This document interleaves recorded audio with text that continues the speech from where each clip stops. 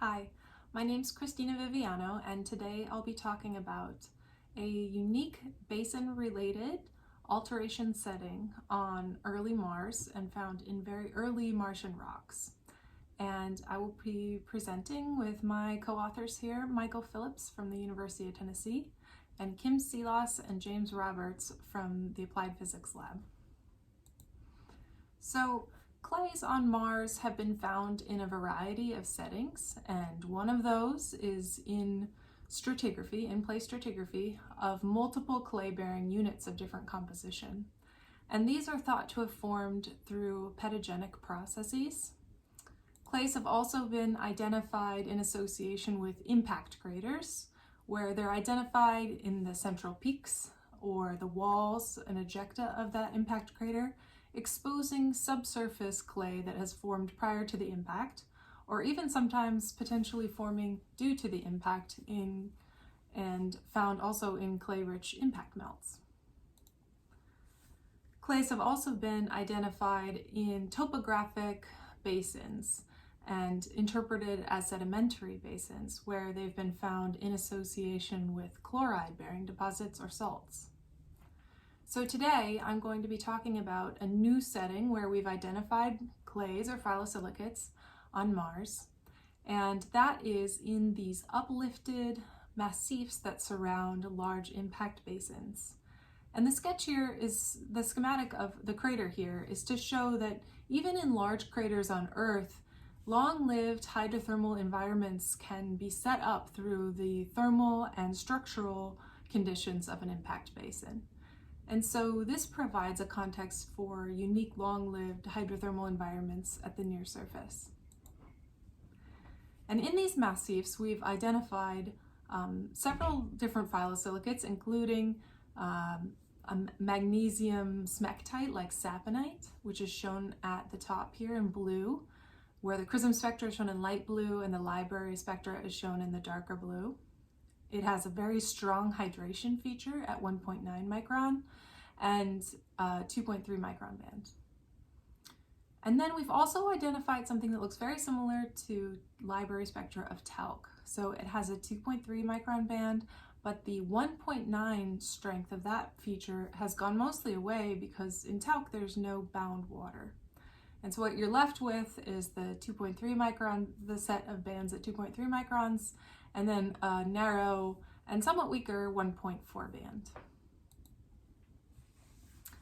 And so investigating the nature of the phyllosilicates that are exposed in these uplifted massifs and understanding their morphologic context will help us to constrain how and when they formed and try to understand whether or not they may have been supportive of a habitable environment in the past.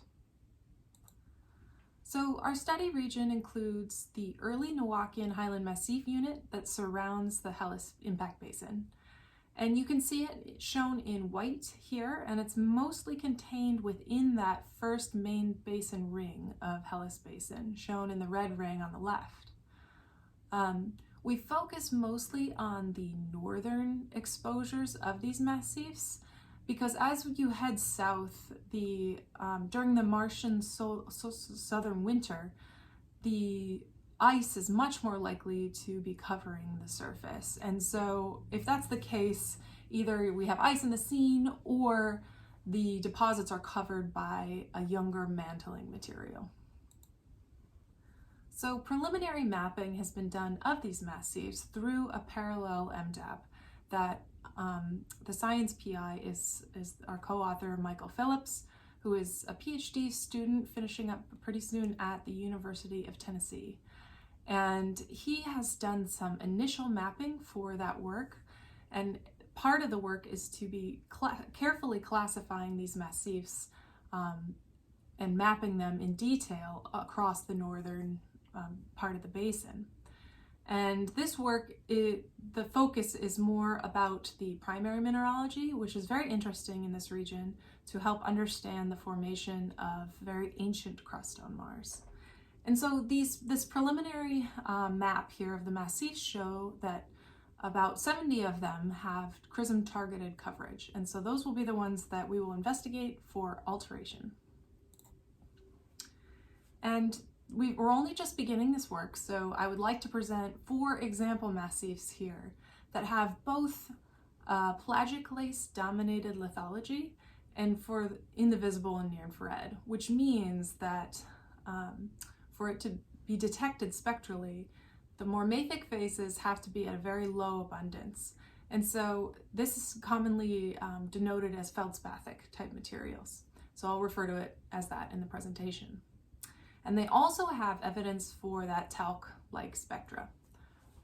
So the first massif is to the west here, zoomed up on the northern rim, and then we'll move left to right to the 4th massif. So starting in the west, here's our first example. And you can see that this bright material has been uplifted and exposed and sort of given a little help from this crater right in the middle. So this is probably not one of our best examples of a topographic massif. This probably is one of the lower confidence ones. But spectrally, it's very interesting. We can see the targeted coverage shown in black of the CRISM stamps outlined. And here's the mapping that we've done so far. So the dark colors represent the olivine, low calcium pyroxene, high calcium pyroxene, whereas the white represents the feldspathic material. And then alteration is shown in kind of the lighter tones as well. So talc is in blue, and we see a few light blue sprinkled throughout the sort of rim of this crater. We see kaolinite in pink. There's only one little deposit there. And a little bit of hydrated silica in this image as well. Now the magnesium smectite is found sort of throughout the region, but also very much associated with the more mafic lithologies, which is interesting. Okay, here's the second massif. Again, very light toned material, sort of a very subtle hill shape right next to this crater. And in this example, we really see the spatial relationship between the feldspathic material in white and the talc-related material in light blue, which are very close to one another and very much in a similar context in this image. And then we see the more mafic materials off to the right, kind of further away again, in association with the magnesium smectite. Okay, here's the third massif, and this is more of the traditional massif type shape where you have a very strong topographic promontory surrounded by these very smooth plains. And if we overlay the CRISM mapping here, we can see that the more mafic materials are lower in the massif, whereas the feldspathic materials are exposed much higher along the massif. And the kaolinite is actually altering along the rim or the ridge of the massif as we move upward. And that kaolinite actually has a very significant plagioclase signature as well. And this is one of the massifs that was first identified to expose feldspathic material on Mars. And we can also see that that talc, again, is a little bit higher up in the massif. Okay, and here's the last massif. So this is very bright, this massif, and we see, again, a very strong correlation between the feldspathic material and the talc bearing material where they're really right up against each other. And in this example, the magnesium smectite is also in association with that material. So to provide some context, the magnesium smectite unit kind of comes in 2 different varieties. The first is in this sort of massive exposures of bright yellowish material that's been fractured by darker material. And you can see some overlaying sediments here that are a little bit more purplish in color in the HiRISE. And then we also see the magnesium smectite unit exposed in these sort of thick layers of variety of colors, meaning that there's probably multiple phases exposed in this unit. It's maybe not just the smectite. And this material seems to be heavily faulted, like we'll see these large faults that run along these layers and offset them slightly. The feldspathic unit has been characterized before, but just to point out that it's very bright in albedo. It's blocky, it's somewhat resistant, so it makes local highs. And in this picture here, we see that there's abrupt contact between the feldspathic unit and the surrounding more mafic materials.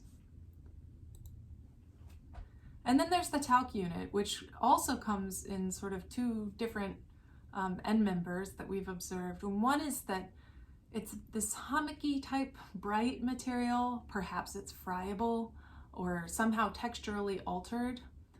And then here we also see it where potentially there's less of it broken down, and we're seeing sort of what the original emplacement of this talc phase is. And here we see the underlying material to that sort of brown sedimentary cover is fractured material with really bright fill. So that's interesting. So that leads us to sort of testing 4 different hypotheses as to how these massifs came to be and what the context is of their mineralogies in terms of the kaolinite and this MgOH phase, which I've been calling talc throughout the presentation. So the first null hypothesis is that this formed through alteration of the pre-Noachian surface. The alteration didn't really have anything to do with sort of the original primary crust that's then uplifted and exposed. And so in this setting, you may or may not expect the MgOH phase to be spatially coherent with the underlying lithologies. For the second hypothesis, this has to do with the MgOH phase actually not being talc, but being something like an amphibole, which looks spectrally similar, and that it's actually a primary accessory mineral, not an alteration mineral, that's identified in the basement material and maybe part of that plagioclase-bearing lithology. So for this hypothesis, we would expect that the talc and the plagioclase would form together. In this next hypothesis, the MgOH phase may have formed as a result of pluton intruding, and this plutonic material represented by the feldspathic material, and that the contact of that pluton with the surrounding host rock caused metamorphism and hydrothermal alteration of that host rock and the formation of the talc. And then lastly, that the talc actually forms along hydrothermal alteration of a very fractured basement. So these fractures provide conduits for fluid flow, and that the alteration sort of originates in those fractures. So we have a lot of detailed mineralogic and morphologic mapping to do, including mapping of the fractures in detail for each of the massifs. So of course, we can't constrain these hypotheses just yet. But so far, what we've found is that the talc unit does appear to be proximal to the feldspathic material in most of these massif settings, and that the bright fractures within the talc material seem to be associated with its presence, so that the MgOH phase, where we see it present, we often see these bright fractures running through it. So what that tells us is that perhaps it is not the first hypothesis, since we do see this spatial association between the MgOH phase and the feldspathic material. And secondly, we would expect for hypothesis 2 that the talc would form with the plagioclase, which we don't see every time. It seems to be forming on the margins or nearby, but not necessarily within that unit, which would be expected if it were an accessory mineral. So that leaves us with the last 2 hypotheses, whether it is forming along the margin of these plutons or through alteration along these fractures, sort of have yet to say based on this work. But I'd like you to stay tuned, please. And we look forward to sharing the results of this ongoing study. and continue to do detailed mapping of the Hellas Basin and actually modeling of the temperature and thermal environments of the basin to understand the stability of these minerals. These uplifted massifs represent a new environment of alteration that's yet to be discussed and yet to be investigated on Mars. So they might actually provide a setting where cycling of fluid in the near surface would have supported one of these long-term preservations of ancient habitable environments on Mars. Thank you.